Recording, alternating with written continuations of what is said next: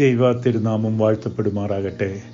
ഈ വർഷവും ലെൻഡ് സീസണിൽ ദൈവവചനം ധ്യാനിക്കുവാനായി ലഭിച്ച നല്ല അവസരങ്ങൾക്കായിട്ട് നമുക്ക് ദൈവത്തിന് സ്തുതി സ്തോത്രങ്ങളെ അർപ്പിക്കാം.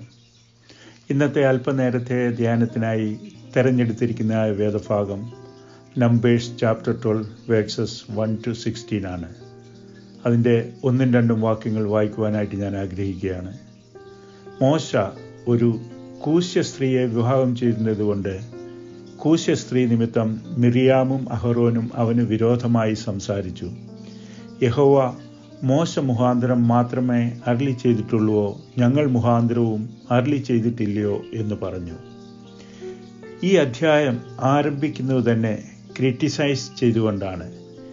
Miriam and Aaron oppose Moses. They criticise Moses.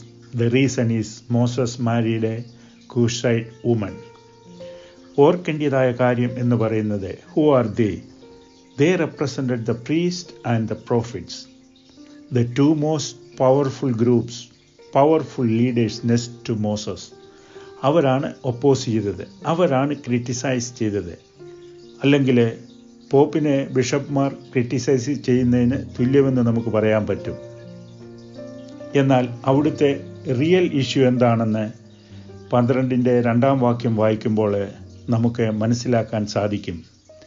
They asked, Has the Lord spoken only through Moses? Hasn't he also spoken through us? അങ്ങനെയെങ്കിൽ അവരുടെ റിയൽ ഇഷ്യൂ എന്ന് പറയുന്നത് growing ജെലസിയാണ്. They were jealousy because of Moses' position, leadership and influence with God Almighty. ദൈവം തൻ്റെ ദൗത്യ നിർവഹണത്തിനു വേണ്ടി തിരഞ്ഞെടുത്തതായ മോശയുടെ leadership position, മോശയിൽ കൂടെ നടന്നതായ അത്ഭുതങ്ങൾ, അടയാളങ്ങൾ, വീര്യപ്രവൃത്തികൾ ഒന്നും തന്നെ സഹോദരങ്ങളായ മിറിയാമിനും അഹരോനും ഉൾക്കൊള്ളുവാനായി സാധിച്ചില്ല. അവർ അസൂയ മനോഭാവത്തോടുകൂടെ മോശയ്ക്ക് വിരോധമായി സംസാരിക്കുന്നു. പരിണിത ഫലമായി എന്തെല്ലാം അനർത്ഥങ്ങളാണ് അവർക്ക് ഭവിച്ചത് എന്ന് 12-ാം അധ്യായം വായിക്കുമ്പോൾ നമുക്ക് മനസ്സിലാക്കുവാനായിട്ട് സാധിക്കും. നോയമ്പിൻ്റെ അനുഭവത്തിൽ കൂടെ കടന്നു പോകുന്നതായ നമുക്ക് ഈ വേദഭാഗത്തിലൂടെ തമ്പുരാൻ നൽകുന്നതായ ചില സന്ദേശങ്ങൾ ഓർമ്മിപ്പിക്കുവാനായിട്ട് ഞാൻ ആഗ്രഹിക്കുകയാണ്. ആദ്യമായി ഞാൻ ഓർമ്മിപ്പിക്കുവാനായിട്ട് ആഗ്രഹിക്കുന്നത്, എപ്പോഴെല്ലാം ദൈവജനം ദൈവത്തിനും ദൈവത്തിൻ്റെ അഭിഷിക്തന്മാർക്കും വിരോധമായി പ്രവർത്തിക്കുകയും പിറുപിറുക്കുകയും ഒക്കെ ചെയ്തിട്ടുണ്ടോ, അപ്പോഴെല്ലാം അവർ ഉഗ്രമായ ദൈവിക കോപത്തിന് ഇരകളായി തീർന്നിട്ടുണ്ട് എന്ന സത്യമാണ്. സംഖ്യാപുസ്തകം 14-ാം അധ്യായം 22-ാം വാക്യത്തിൽ യഹോവയായ ദൈവം ഇസ്രായേൽ ജനതയെക്കുറിച്ച് പറയുന്നു, എൻ്റെ തേജസ്സും മിസ്രയീമിലും മരുഭൂമിയിലും വെച്ച് ഞാൻ ചെയ്തിട്ടുള്ള അടയാളങ്ങളും കണ്ടിട്ടുള്ളതായ പുരുഷന്മാർ എല്ലാവരും ഇപ്പോൾ 10 പ്രാവശ്യം എന്നെ പരീക്ഷിക്കുകയും എൻ്റെ വാക്ക് കൂട്ടാക്കാതിരിക്കുകയും ചെയ്തതുകൊണ്ട് അവരുടെ പിതാക്കന്മാരോട് ഞാൻ സത്യം ചെയ്ത ദേശം അവർ കാണുകയില്ല എന്ന് ദൈവം സത്യം ചെയ്യുന്നു. പ്രിയമുള്ളവരെ, ഈ വർഷത്തെ ലെൻഡ് സീസണിൽ ഒരിക്കൽ കൂടെ നമുക്ക് ശോധന ചെയ്യാം. ദൈവിക വാഗ്ദത്തങ്ങളെ പ്രാപിക്കുന്നതിന് തടസ്സമാം വിധം എന്തെങ്കിലും പ്രവർത്തനങ്ങൾ, നിരൂപണങ്ങൾ, പദ്ധതികൾ, പെരുമാറ്റങ്ങൾ നമ്മുടെ ഭാഗത്തു നിന്നും സംഭവിച്ചിട്ടുണ്ടെങ്കിൽ, അങ്ങനെയുള്ള പ്രവർത്തന ശൈലി നമ്മിൽ നിലനിൽക്കുന്നുണ്ടെങ്കിൽ, അതിൽ നിന്നെല്ലാം പൂർണ്ണമായ മോചനം നേടുന്ന ദിനങ്ങളായി, രൂപാന്തരം പ്രാപിക്കുന്ന ദിനങ്ങളായി ഈ വർഷത്തെ നോയമ്പിൻ്റെ നാളുകളെ തീർക്കണമേ എന്ന് നമുക്ക് ദൈവത്തോട് യാചിക്കാം. രണ്ടാമതായി, അസൂയ മനോഭാവം, ജലസി നമ്മെ നാശത്തിലേക്ക് നയിക്കുന്നു എന്ന കാര്യമാണ്.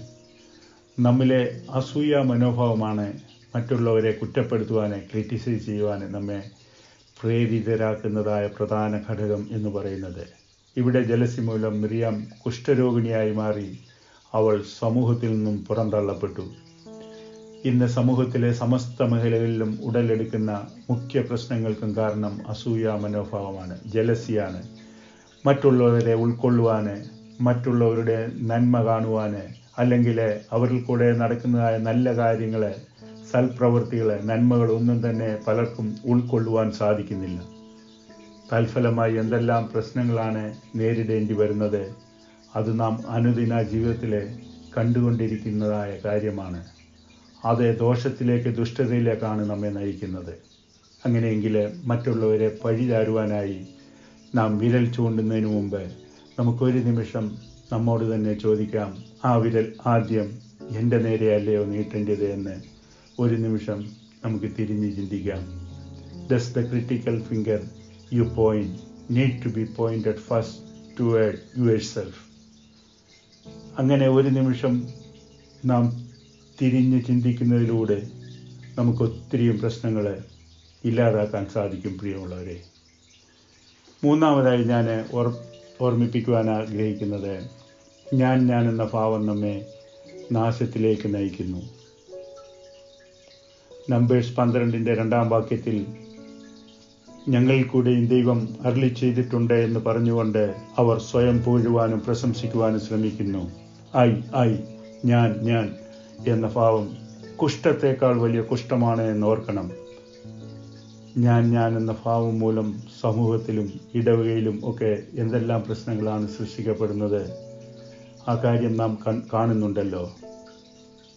നമ്മിലെ ഞാൻ എന്ന ഭാവം ഇല്ലാതാകണം. സെൽഫ് ഡിനയിലാണ് ആവശ്യം.